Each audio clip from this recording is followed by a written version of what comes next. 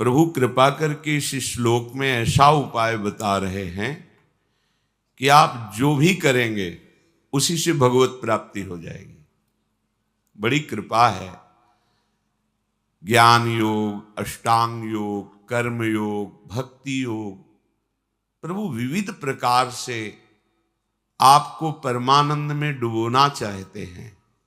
इस माया खेल से आपकी वृत्ति हटे और प्रभु में लगे, इसी उद्देश्य से महापुरुषों ने, संतों ने भगवान की वाणी का रहस्य समझ करके उस परम पद को प्राप्त किया और दूसरों को वो पदवी प्राप्त कराई।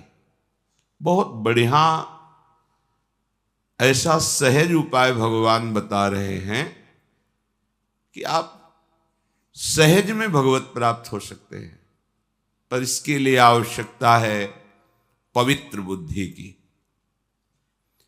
यदि आप पवित्र बुद्धि वाले नहीं हैं तो इसका गलत भाव लेकर के अधर्माचरण करेंगे और सोचेंगे इसको भी भगवद अर्पित कर देंगे। तो आप ये अच्छे से समझ लो, यदि शास्त्र सिद्धांत के अनुसार चलोगे और वो कर्म समर्पित करोगे तो महान फल देने वाले बनेंगे। यदि शास्त्र विरुद्ध आचरणों को समर्पित करोगे तो वो भी कई गुना बढ़कर फल देने वाले होंगे। तो अधर्माचरण का फल भोगते भोगते तो हम निकल नहीं पाए, और उन्हीं अधर्माचरणों को यदि प्रभु को समर्पित करेंगे तो कई गुना बढ़कर मिलेंगे। तो कब हम भोग पाएंगे, कितना भोग पाएंगे? इसलिए बुद्धि को पवित्र रखकर सुना जाए, कहीं ऐसा बुद्धि को बढ़ावा ना दे दिया जाए कि मनमानी आचरण भगवान करने को कहते हैं कि खूब मनमानी आचरण करो, मेरे को समर्पित कर दो, तुम्हें भगवत प्राप्ति हो जाएगी। ऐसा नहीं है। अपवित्र बुद्धि विरोध में ही सोचती है, अर्थात भगवान जो विधान बता रहे हैं उसके विपरीत वो सोचती है। तो विपरीत बुद्धि का नाश संतों के संग से होता है। जब संत संग प्राप्त होता है तो उनके अनुभूत वचनों से हमारे अंदर जो विपरीतता बैठ गई है, भगवत प्रतिकूल आचरण करने का स्वभाव बन गया है, वो नष्ट हो जाता है। प्रतिकूलस्य वर्जनम, प्रभु के प्रतिकूल आचरण नहीं होने चाहिए। जब तक प्रभु के प्रतिकूल आचरण हैं तो तुम भागवत सिद्धांत को समझ ही नहीं रहे। मनमानी आचरण कभी भगवान के अनुकूल नहीं हो सकते। जो गुरुमानी हैं, जो शास्त्र ज्ञानी हैं, जो संतों के वचनों के अनुसार चलते हैं, वही अध्यात्म मार्ग में उन्नति प्राप्त करते हैं। अध्यात्म मार्ग अर्थात माया निवृत्त परम सुख, परम आनंद का मार्ग।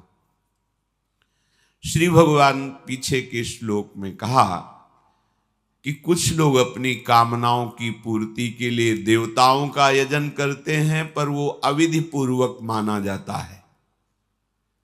अविधि पूर्वक इसलिए एक अविधि पूर्वक माना जाता है कि आपको सम्यक मंत्रों का ज्ञान नहीं, सम्यक अनुष्ठान पद्धति का ज्ञान नहीं, आपकी सामग्री पवित्र नहीं, आदि आदि। पर यहां मूल बात जो अविधि पूर्वक कही भगवान ने, वो ये कि भगवत भाव रहित होकर, देह भाव से युक्त होकर अपनी कामनाओं की पूर्ति के लिए जो देवताओं का यजन करते हैं, अगर यजन ठीक हुआ तो उनको फल मिलता है। फल देह भाव से आराधना करने पर कोई न कोई लोकांतर का सुख होता है। हमारी ये कामना पूर्ति हो जाए तो माना कि वो कामना पूर्ति हो गई, पर जब शरीर ही नहीं रहेगा तो कामना पूर्ति जो हुई वो क्या हमारे साथ चलेगी क्या? धन की, मकान की, पुत्र की, परिवार की, समस्याओं के निदान की हमने कामना करके देवताओं का पूजन किया और ठीक से अनुष्ठान हुआ तो उसका फल मिला, उस कामना की पूर्ति हो गई, तो क्या विश्राम हो गया? क्या आवागमन से मुक्त हो गए? क्या परमानंद की प्राप्ति हो गई? क्या नहीं। एक बात पूरी हुई तो कई बातें और सामने खड़ी हो गई। एक जगह से जब पूर्ति होती है तो सर्व कामनाओं का वो नाश कर देती है। वो है श्री भगवान के चरणारविंद। प्रणत कामदम पद्मजार्चितम धरणि मंडनम ध्येयमापदी।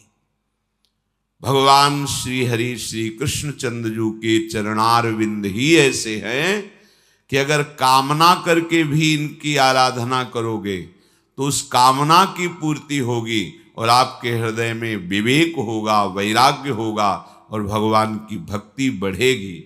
चाहे जिस भाव से आज तक जिसने श्री हरि का आश्रय लिया उसका सर्व मंगल हुआ।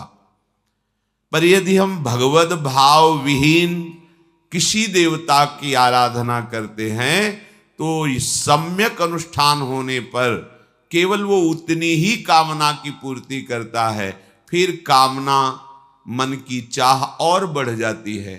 वो इतनी बढ़ती चली जाती है कि हम ये भूल जाते हैं कि हमारी मृत्यु भी होनी है। मृत्यु जो सब कुछ हरण कर लेगी, ना शरीर रहेगा, ना शरीर संबंधी रहेंगे, ना कोई कामना की पूर्ति वाली भोग सामग्री रहेगी, तो अविधि पूर्वक सब हो गया, कुछ हाथ नहीं लगा। ये जो हमारे अंदर एक बात बैठ गई है कि हमारी मन चाही पूर्ति होती रहे तो हम सुखी हो जाएंगे, ये बहुत बड़ा ज्ञान है। प्रभु से प्रार्थना करनी चाहिए कि नाथ इस कामना रूपी जाल से मुझे मुक्त करो। ये कामना का जाल ऐसा है, बढ़ता ही चला जा रहा है। पहले सोचो कि हमारी चाह कितनी, क्या इतने से पूर्ण हो जाएगा? पर उतना जब मिलेगा तो और बड़ी चाह, और बड़ी चाह। इसलिए भगवान उसे अविधि पूर्वक कहते हैं। उपासना तो तब हुई जब चाह मिट जाए, इतना मिल जाए हमें कि कोई चाह न रह जाए। तो कितना मिल जाए? अगर आपको पृथ्वी का सम्राट बना दिया जाए, एक छत्र सम्राट, तो भी कामना नष्ट नहीं होगी।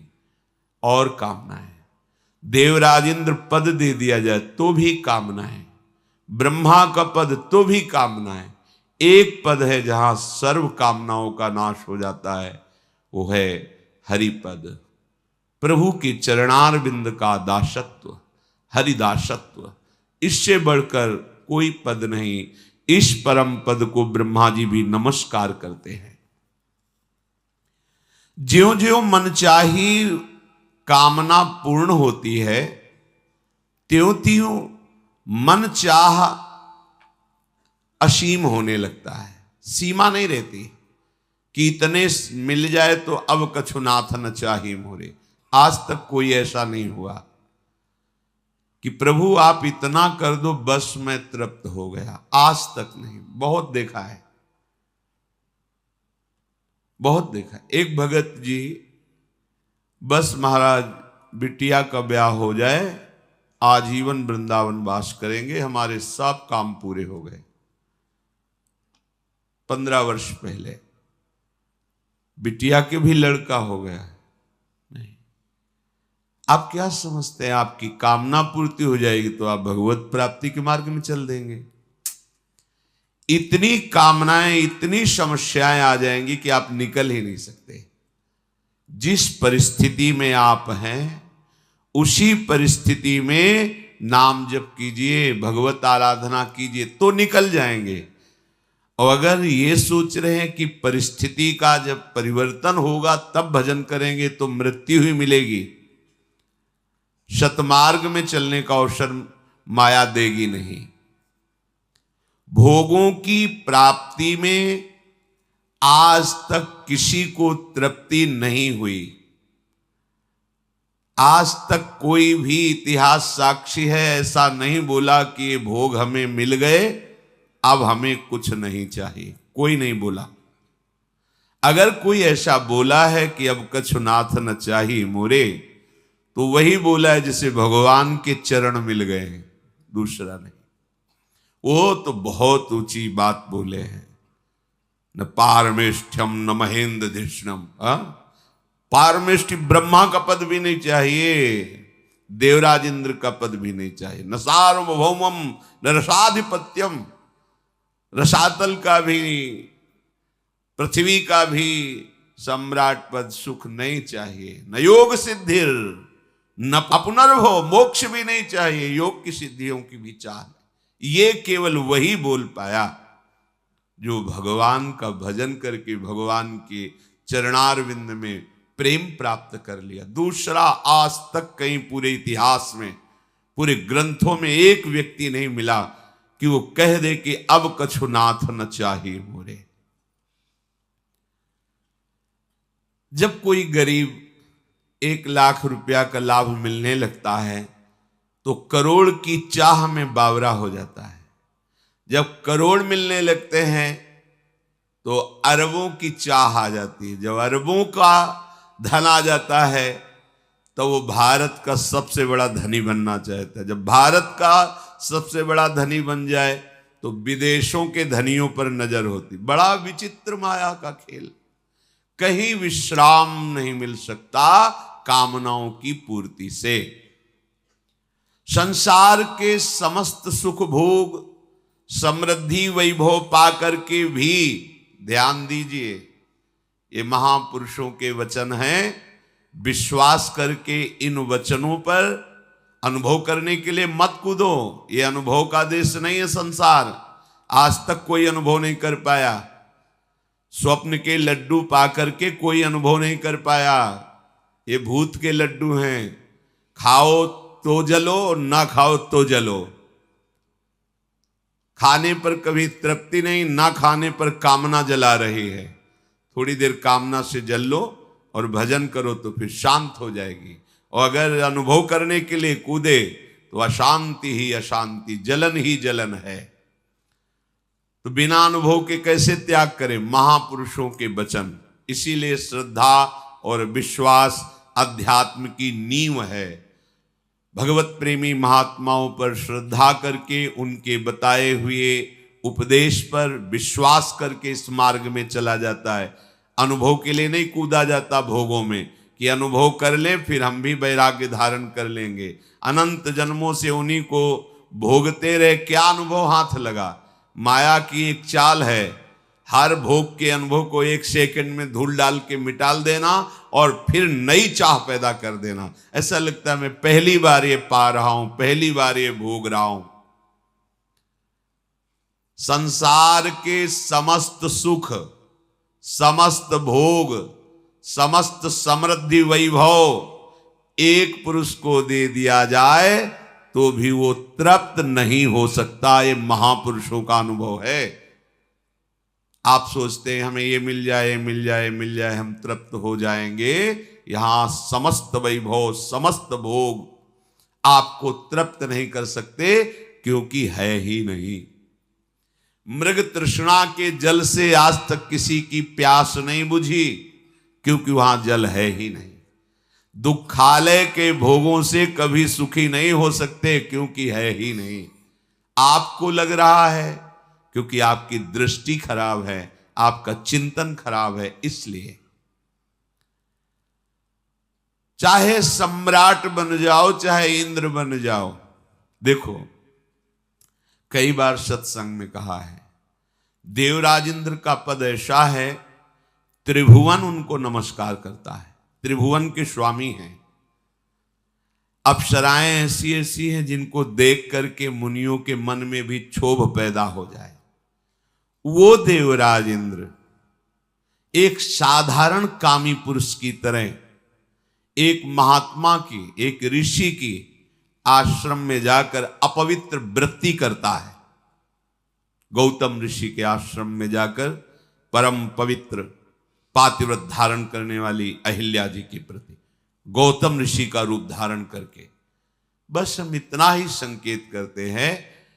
अगर उसको ऐसा वैभव प्राप्त है, भगवत स्वरूप ही हैं, सब लीला करके बता रहे हैं, तो आप बोलो जिन अप्सराओं को देखकर मुनियों के मन में क्षोभ हो जाता है उनका वो स्वामी है।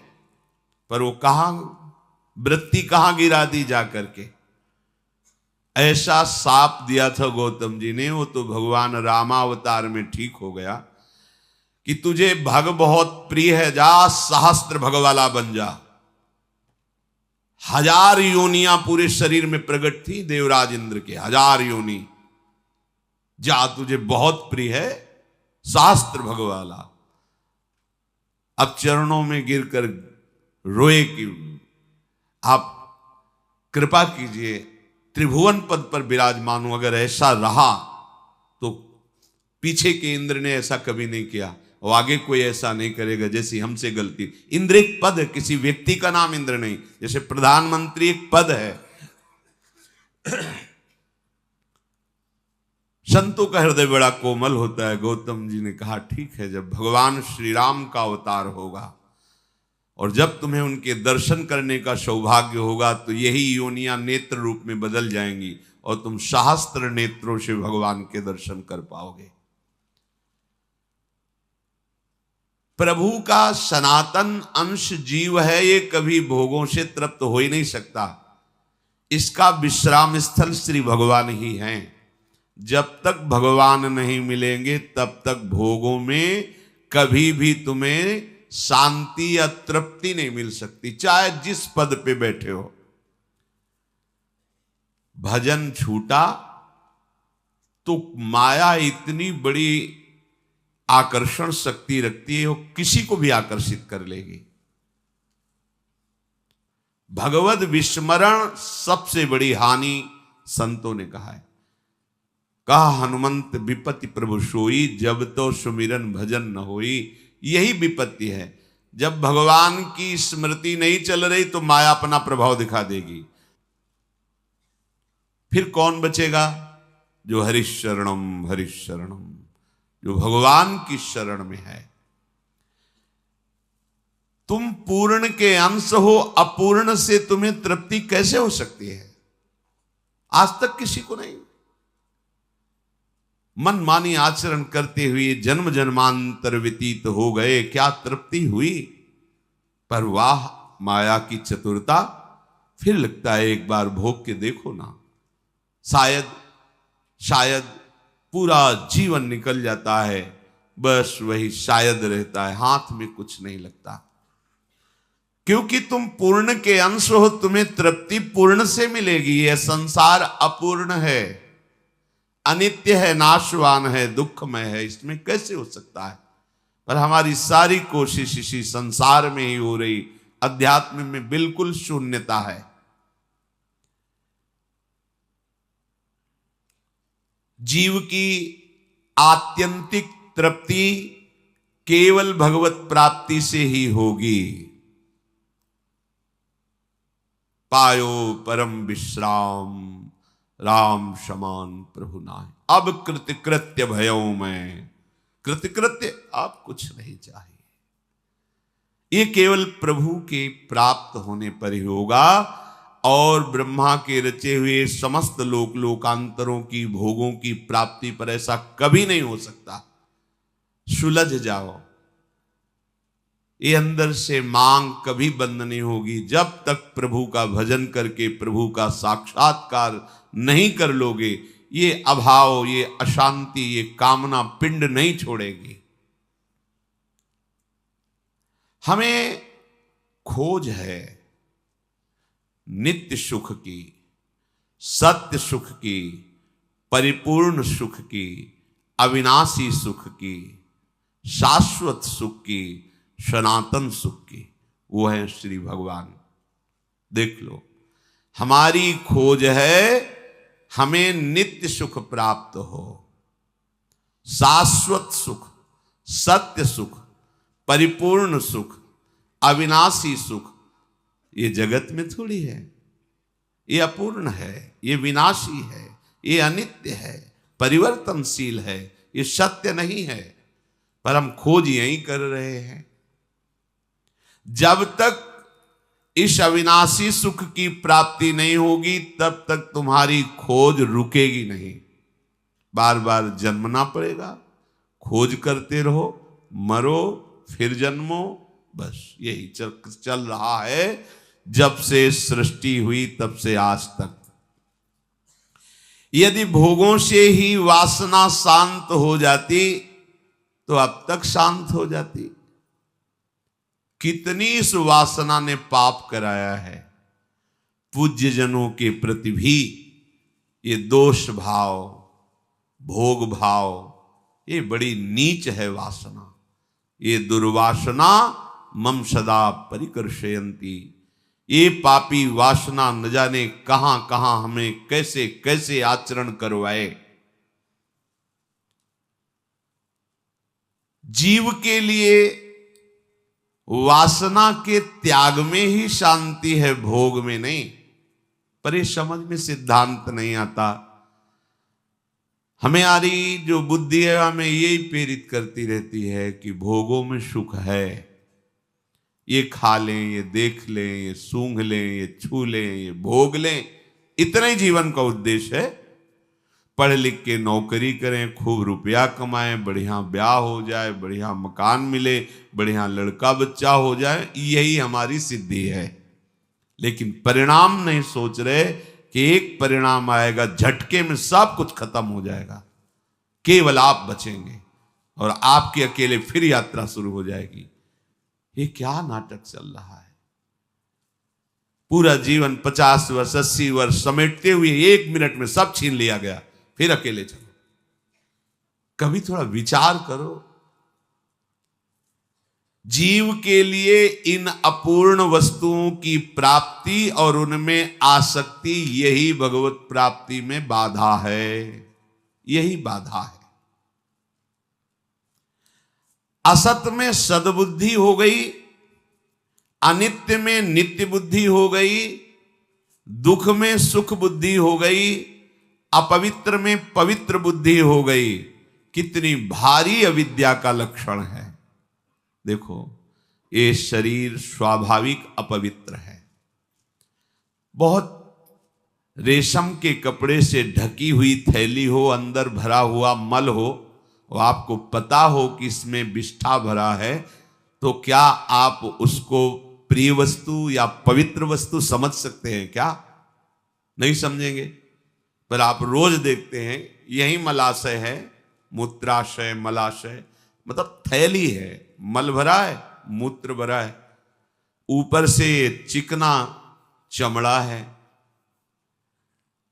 तो अपवित्र ही। कितनी बार नहाऊं, ऊपर से थैली को धोने से पवित्रता नहीं आ जाएगी, मल भरा हुआ है। और सुखों की खोज का प्रधान विषय मल द्वार ही है। देखो माया का कैसा घृणित खेल है।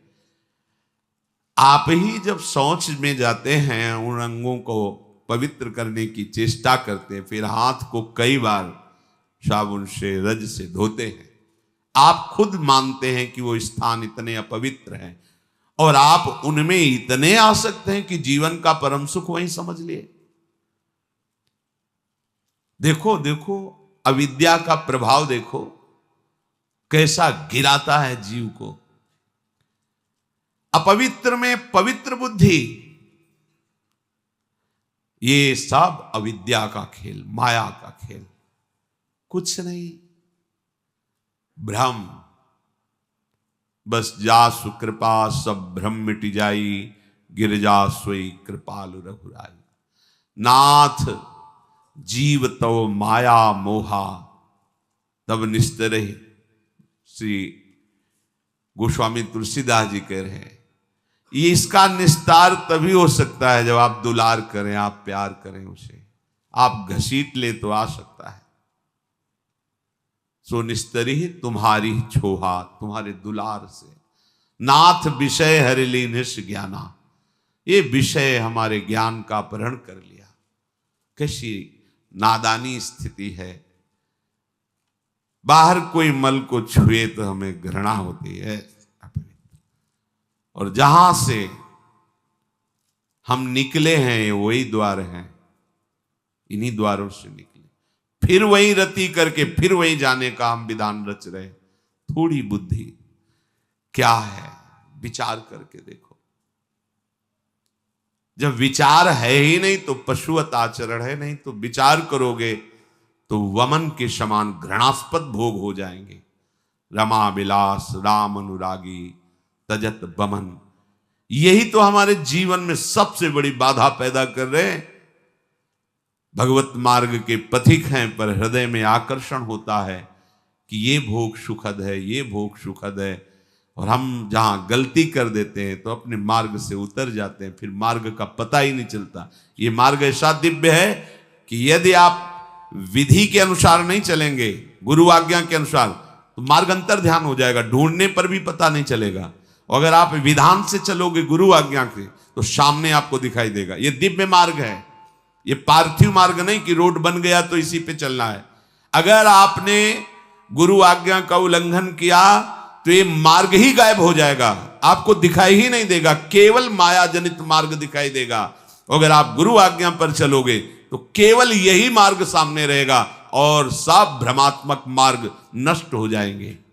ये आंतरिक बात कह रहा हूं। उपासक अध्यात्म में आंतरिक मार्ग पे चलता है, बाहरी रोड पे नहीं। आंतरिक मार्ग उसी के हृदय में प्रकाशित होता है, गुरु आज्ञा का जो पालन कर रहा है, जो शास्त्र आज्ञा के अनुसार चल रहा है। तो अध्यात्म मार्ग सामने होता है, हमारा ये मार्ग है, अपने आप दिखाई देता है, उसी पे चलता है। और जब हम मनमानी आचरण करते हैं तो वो दिव्य मार्ग है अध्यात्म, वो अंतर ध्यान हो जाता है, मार्ग ही नहीं दिखाई दे तो चलोगे कहां? बस इसी पार्थिव संसार में नाटक अध्यात्म का और मार्ग संसार का। वस्तु प्राप्त क्या होगी? संसार।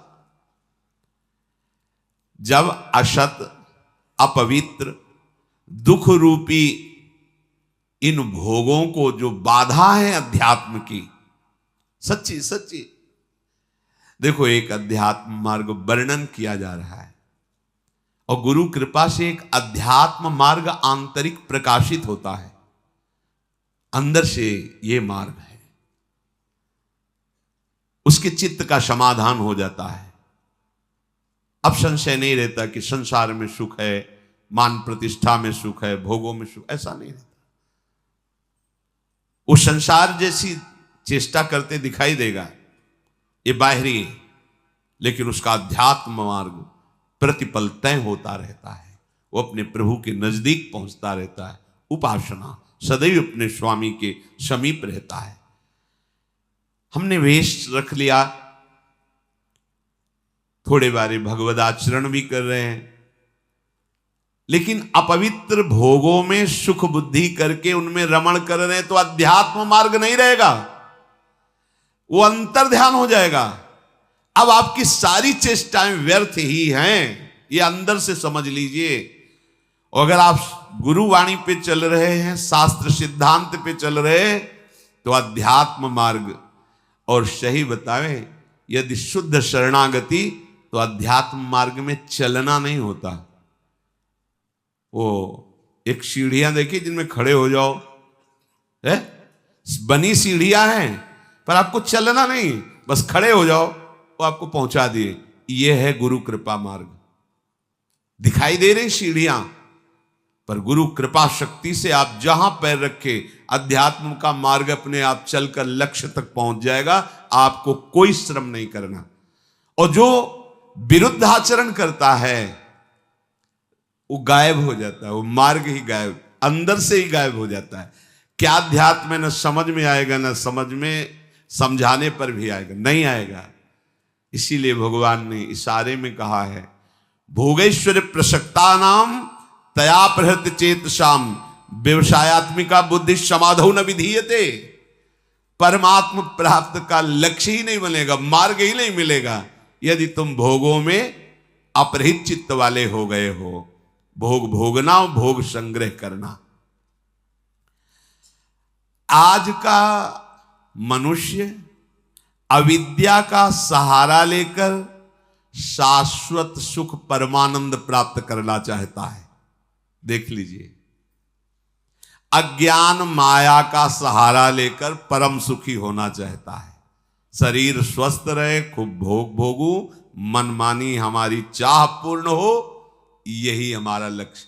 देख लो, शरीर में कोई कष्ट ना हो, इंद्रियों का जो भोग जब चाहूं मिल जाए और मन चाही भोग सामग्री इकट्ठा कर लूं, इतना ही लक्ष्य है प्रत्येक मनुष्य का। अगर कोई इससे ऊपर उठाए तो अध्यात्म मार्ग का पथिक है वो। भला कैसे परमानंद की प्राप्ति होगी? अज्ञान से।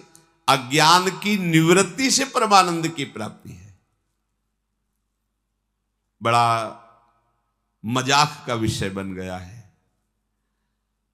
पानी में मीन पियासी, मोहि सुन सुनियावे हासी। अगाधानंद सिंधु प्रभु हृदय में विराजमान हैं, उनका मार्ग गुरुजनों ने दे दिया है।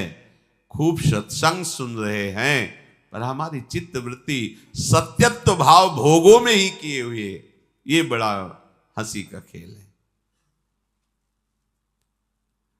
अब अगर आप सही मार्ग में चलोगे तो एक तमाशा हमने देखा, कुआं में लग गई आग, पानी पानी सब जला और मछली खेले भाग। संतों का है एक तमाशा मैंने दे। जब गुरु कृपा हुई, अध्यात्म का प्रकाश हुआ, तो जितना विषय रस है सब जल गया। जिसमें हमारा मन मछली बना खेल रहा था, सब विषय रस जल गया। शब्द स्पर्श रूप रस गंध। अब वो मन भगवदाकार हो गया। भला पानी जल जाने के बाद मछली फाग आनंद कैसे बना सकती? अब असली आनंद। तो एक तमाशा हमने देखा, कुआं में लग गई आग, पानी पानी सब जला और मछली खेले फाग। ये परमानंद। अब तो मन परमानंद में निमग्न हो गया, क्योंकि विषय रस भस्म हो गया ज्ञानाग्नि से। देखो, हमको बिना अपने घर पहुंचे आराम नहीं मिलेगी। हमारा घर है वृंदावन धाम, प्रिया प्रीतम हमारे घर के मालिक हैं, समस्त प्रेमी जन हमारे परिवार के जन हैं। यही शाश्वत घर है, यही शाश्वत परिवार है। जब तक भटकना है भटक लो, विश्राम स्थल यही है, श्री वृंदावन विश्राम। इस घर में आने की जो राह है, उसके आसपास ऐसी लुभावनी वस्तु रखी गई है कि आप घर की तरफ से पीठ करके उन वस्तुओं की तरफ चल दें। देखो, ये अध्यात्म मार्ग है, बहुत समझना होगा। आर्मी के एक जवान को जब पुष्ट करना होता है, तो चढ़ाई में चढ़ना है तो वजन हल्का करना चाहिए ना, और वजन बढ़ा दिया जाता है। 2 किलो 5 किलो 3 किलो, ये ऐसे ऐसे ऐसे, और राइफल और इतना खान पान सामग्री, पूरा बिस्तर जल सब पूरी व्यवस्था फिट। 10 दिन के लिए पूरी सामग्री उसकी पीठ पे लदी हुई, और चढ़ना का है पहाड़ पे। जबकि और हल्का कर देना चाहिए चढ़ाई का समय, नहीं, कमजोर नहीं रखना अपने जवान को। ऐसे ही श्री भगवान कहते, जिस पर मैं कृपा करता हूं सर्वस्व नाश कर देता हूं। बंधु विच्छेदम, परिवार उसके प्रति नफरत करने लगता है। जीवितम कष्टेन सा कष्टेन जीवितम, वो बड़े कष्ट से जीवित रहता है। सुन के डर जाओगे, सुन के डर जाओगे कि अरे भगवान कृष्ण की कृपा का ये फल है, ये तो हमें बिल्कुल नहीं चाहिए। और इसमें गूढ़ बात है, ये भयावह करके परमानंद की बात श्री भगवान कह रहे हैं। जैसे बनचंद महाप्रभु जब राधा वल्लभ लाल जी का मंदिर बनने का था, तो बहुत से धनी मानी तैयार हुए, तो उनका जो राधा वल्लभ लाल जी का मंदिर बनवाएगा वो मर जाएगा। अब आगे आओ, कौन बनवाएगा? कोई नहीं। सुंदर दास जी ने जब सुना तो उन्होंने विचार किया कि प्रभु के मंदिर बनवाने वाला मर जाएगा, जरूर इसमें कोई रहस्य है, जरूर कोई इसमें आंतरिक रहस्य है। वो आगे आए और बनचंद महाप्रभु के चरण पकड़े और कहा, प्रभु ये सेवा मुझे दीजिए। बोले, पता है तुम्हें, जो मंदिर बनवाएगा वो मर जाएगा। बोले, प्रभु तैयार हो, वैसे ही मरना है, प्रभु के लिए मरना, क्या तैयार हो, ठीक, करो सेवा।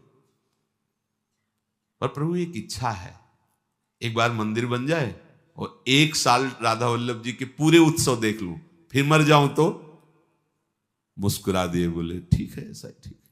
मंदिर बना, 1 साल उत्सव हुई और श्री जी के सामने बनी वृषभानु नंदनी आज, भूषण वसन विविध पहिरेतन, पिय मोहनित साज। ये समाज में पद हो रहा है और आप निकुंज पधार रहे। शब्द क्या था? मर जाओगे। आंतरिक फल क्या था? जो मंदिर बनवाएगा सीधे निकुंज जाएगा, तो लाखों के नंबर लग जाते। बात वही है, लाखों तैयार हो जाते, केवल मंदिर बनवाने से निकुंज की प्राप्ति। प्रभु मेरा धन, मेरा धन, लेकिन मर जाओगे, पीछे हट गए। समझ रहे हो ना? महान वस्तु को भयावह में छुपाया गया है। भगवान कह रहे जो मेरा अनन्य भक्त होता है और मैं जिस पर कृपा करता हूं उसका सर्वनाश कर देता हूं। सुन के ही भय लगता है। दूसरी बंधु विच्छेदम, परिवार का कोई प्यार नहीं कर सकता उसे, ये मैं रचना रचूंगा। सा कष्टेन जीवितम, कष्ट पूर्वक जीवन जिएगा, मरेगा भी नहीं, कष्ट पूर्वक जिएगा।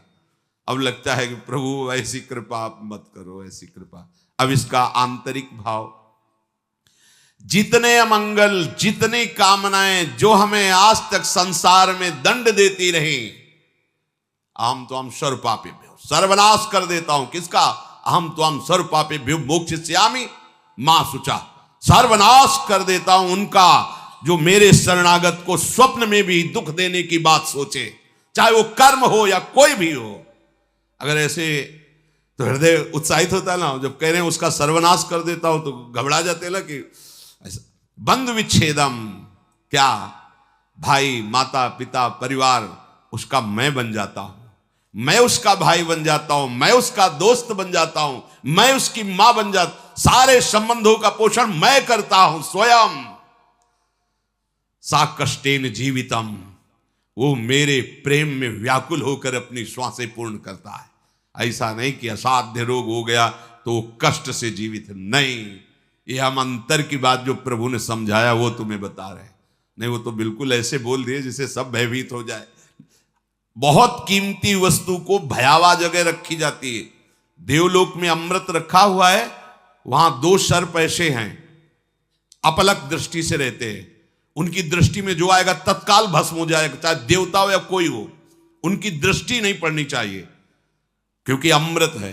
कोई भी कीमती वस्तु बहुत सुरक्षित रखी जाती है, तो भगवत प्राप्ति बहुत सुरक्षित रखी गई है। हमारा घर धाम है, नित्य धाम। तो कह रहे यहां तक आने के लिए इतनी सुहावनी वस्तुएं, इतने सुहावने भोग, इतनी सुहावनी वाटिकाएं रची गई है मार्ग में कि आपको लगेगा जाना तो है ही है, थोड़ा देर विश्राम कर, बस जहां तुमने वहां रमण करने की सोची तो मार्ग गायब। जिस मार्ग में चल रहे थे घर पहुंचना है, वो मार्ग है गायब। ये दिव्य मार्ग है परमार्थ, वहीं वो रम जाता है और राह अंतर जा। अब राहें नहीं रह गई, मार्ग नहीं रह गया। ये अंतर की बात कहते हैं। ये वो मार्ग नहीं कि थोड़ी देर आराम कर लेंगे, भोग भोग लेंगे, फिर चल लेंगे। भोग में गए तो मार्ग ही गायब, मार्ग ही अंतर ध्यान हो जाए। कहां चल रहे थे, कैसे चल रहे थे, बुद्धि काम नहीं, मार्ग ही गायब। मोक्ष मूलम गुरु कृपा, वो गुरु कृपा से मार्ग प्रकाशित होता है, प्रकट होता है। इसलिए संसार के कल्याण के लिए जो अनुभवी संत महापुरुष जन हैं, वो चीख चीख के कह रहे हैं कि घर लौटो घर। ये संसार दुखालय तुम्हारा घर नहीं है, पर राह में अटको मत और भटको मत। ये राह में ऐसे पथिक अटक जाते हैं और भटक जाते हैं जो थोड़ा मन चले होते हैं। थोड़ा मन चले अर्थात मन के अनुसार कर। इस मार्ग में मन चलों का खेल नहीं है। इस मार्ग में मन को निग्रह करना है, मन को हटा करके अपने प्रभु तक पहुंचना है।